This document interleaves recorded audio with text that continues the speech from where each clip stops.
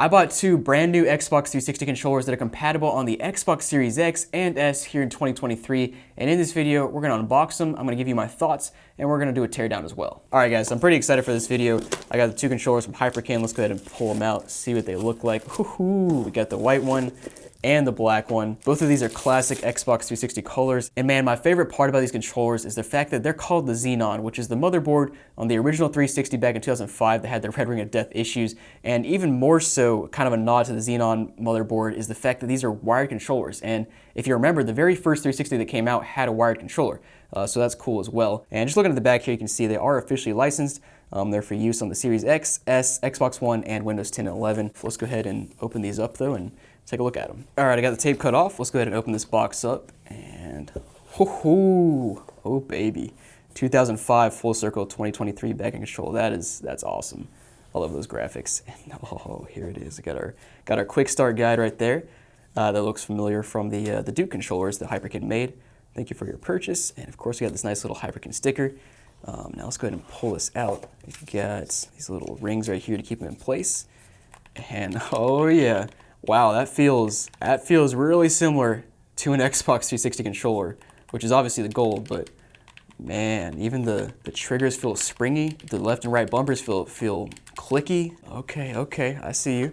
Now let's see if there's anything under this right here. We do have our cable. Okay, that's a nice little unboxing experience. I like that. Let's go ahead and take the black one out as well. All right, here we go. Oh yeah, let's game, baby. Oh, this thing came falling out. Got the same little graphics there. Got our black controller. Let's go ahead and pull it out. I do like these little rings. I don't know if it really helps in shipping, but they can't hurt. Let's go ahead and get our cable out as well. Man, this is such a blast to the past, man. Such a nostalgic controller. Honestly, I love the Series X and S controller, which is the one I'll probably daily game with. But this is such a nostalgic piece to have, and just the option to play it on your Series X and S is awesome. And they got every little detail. You got the same black trim here with the plastic piece along the top. If you're looking at it from a distance, you can hardly tell. You can't tell a difference except for the share button here, and the middle logo there looks a little bit different, but otherwise, man, it's just so similar to the original one. All right, so I went and grabbed a random 360 controller I have laying around just to do a comparison here, and man, putting these side by side, like, those look pretty dang similar. I mean, the colors are like a little bit off, and but I mean, the shape and contours and size look exactly the same to me. The grays here are a little bit off compared to those grays, but that might just be a difference in this controller version, because I think this is a slightly newer controller, newer in terms of 360, like not an OG one from 2005. Now, one more thing I wish they had done here is made the start and back buttons here exactly the same as the original one. Like, that would have been just next level and cool, but it's pretty darn close. And something to think about here, I wonder if the left and right bumpers on the Hyperkin controllers will break as easily as the bumpers on the original 360 controller, because man, I've come across so many of these that have broken bumpers. Like, some of them work, but like they just don't click anymore. So at this point, I'm gonna take the Hyperkin controllers home and test them out for quite a while, and then we'll come back, I'll give you my thoughts on how they actually play, and then we'll do the teardown. All right, so I've been testing out this Xenon controller for a few hours, so let's go ahead and talk about my thoughts, and then I'll give you my pros and cons on this device, and then we'll get into the teardown. So first of all, I'll just go ahead and say that this controller provides a pretty sweet experience on Xbox 360 games. So I tried it on my Xbox Series X. I didn't try it on Windows or Xbox One, but it should work about the same. So I tried this controller with 4 360 games. That was Skate 3, Burnout Paradise, Fallout 3, and Battlefield Bad Company, which are all games that I played back in the 360 era. And man, Burnout Paradise and Skate 3 were two of my favorite games from that era. And it's just a hard feeling to replicate, to put a 360 controller in your hands and play those games like you're back in summer 2010, just skating around the park in Skate 3. And it's a very nostalgic feeling that's just hard to top. But again, those games work just like they did back in the 360 days. But let's go ahead and get into the pros and cons now. All right, so let's start with the pros here. And first thing I want to mention is the triggers here. Now, the triggers feel very springy. They feel just like the 360 controller from back in the day. The only difference I would say is that the OEM controller, which is this one right here, the OEM controller is a little bit less resistance. I feel like the new controllers have a little more resistance when you press down, but it's like barely noticeable, and honestly doesn't really matter. Now, the left and right bumpers, those things feel basically identical. Like, I'm surprised they were able to replicate it that well. Moving on to the D-pad. I was never a huge fan of the 360 D-pad in the first place, but this thing feels a little bit improved, feels a little bit more precise, a little clickier. And honestly, I'm not really a D-pad fanatic. I mean, most of the games I've played don't really use the D-pad that much, so I'm kind of indifferent to it, and it feels fine. And next up, although the controller has to be wired, which is kind of unfortunate, the controller wire is 10 feet long, so you can as long as your couch is not too far away, you can sit on your couch and play. And also the USB-C port fits in very nicely into the controller, and it's pretty difficult to come loose. I mean, my dogs even tried to trample over the controller, and they tripped over the wire instead of them pulling the wire out of my controller. So that was kind of funny. And then next up is the vibration, and the vibration on this controller is actually very nice, very strong, very punchy. Honestly, probably a bit punchier than the old vibration on the old 360 controller.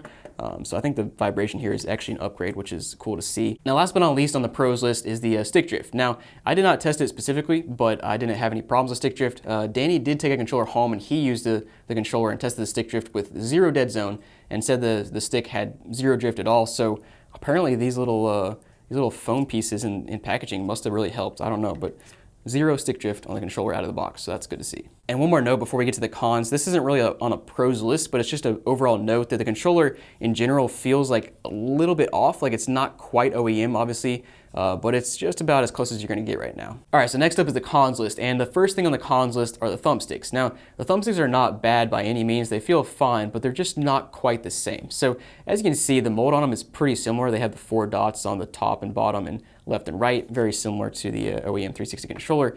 But the difference here is that the rubber is like a little bit different. I don't know what it is, but it's just a different type of rubber, a different feel. And then also the thumbstick is raised up a little bit higher than the OEM controller. I'll try to show a picture on the screen, but it's just raised up a bit higher. Now, either way doesn't really make a difference to me. I adapt pretty quickly to this, but it's just something to note that it is a bit different than the OEM controller. So next up, to me personally, I think the biggest con about this controller is there's just no wow factor. Like, if you guys remember the Hyperkin Duke controller they made, that thing was awesome. Like, not only was it very, very similar to OEM, but they even upgraded it with a little screen in the middle. Like, there was a literal screen in the middle that showed the Xbox splash screen, and that thing was, like, that was just taking it to the next level. Of course, that controller I think was 70 bucks, and this one was 50 bucks, but this controller is just missing the wow factor. Like, for example, if you look at the center here, on an OEM 360 controller, you have 4 LED lights. You have one for player 1, 2, 3, and 4. And it was just kind of cool to see your LED light up based on which player you were. But the difference is on the new controller, all you get is a light above the Xbox logo, and that's it. It's kind of lame, honestly. Not a huge deal, but I feel like it's just missing that coolness and wow factor of the original 360 controller. And like, they even could have omitted this this whole centerpiece entirely and made a screen here and somehow integrated the Blade's dashboard. I don't know, man, but that would have been sick. But that's just my biggest glaring issue here. Of course, like I said, a little bit cheaper than the Hyperkin Duke controller, but it just, to me, it's missing the wow factor. Now, real quick before we get into the teardown, I want to give you my overall thoughts on this controller. So at 50 bucks, I think this is an instant pickup if you're looking to play 360 games on your Xbox Series X. Now, if you just want to play Xbox Series X games on your Xbox Series X, then personally, I'd probably stick to my Xbox Series X or S controller.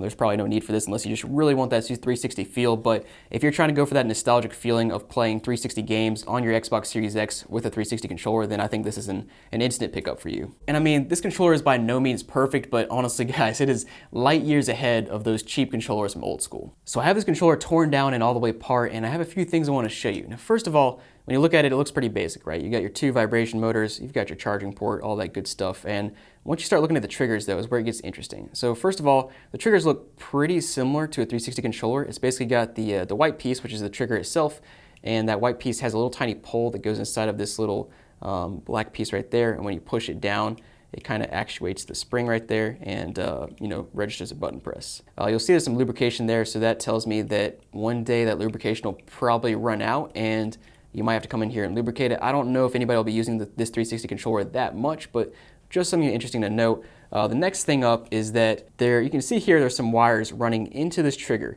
And I tore apart the other trigger and found that it has this little circular piece. It looks like a battery, but I'm honestly not sure what it is. I haven't torn it all the way apart yet. Now, I did open this up and I figured out you can replace the cap here. So I left the cap on from this controller here on the left side, or I'll place the right side one with it's a third-party thumbstick I have, but it's like very, very similar to the OEM stick. So if I put it back together here, I'll show you what it looks like. So there you can see it definitely works basically the same as an OEM stick.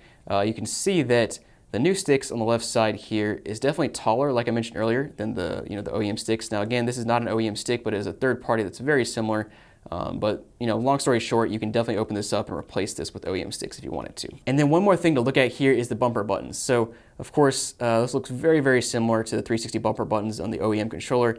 And my concern there is that on the OEM controller, it has a little plastic piece that goes down. It gets like worn down, and I believe that's why you usually get the bumpers that don't click anymore.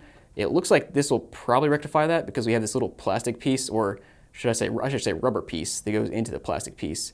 And so unless this rubber piece gets worn down, we shouldn't have the problem where it starts to not click over time. I'm not 100% sure that'll prevent that, but it looks like a decent start at trying to prevent that. But just something else to note there. And yeah, I think that's about it. Pretty cool controller. For 50 bucks, like I said, I think it's a no-brainer if you want to play 360 games on your Series X. But thanks for watching, guys. Hope you enjoyed the video. Let me know down below if you're going to pick up this controller, and I'll see you next time.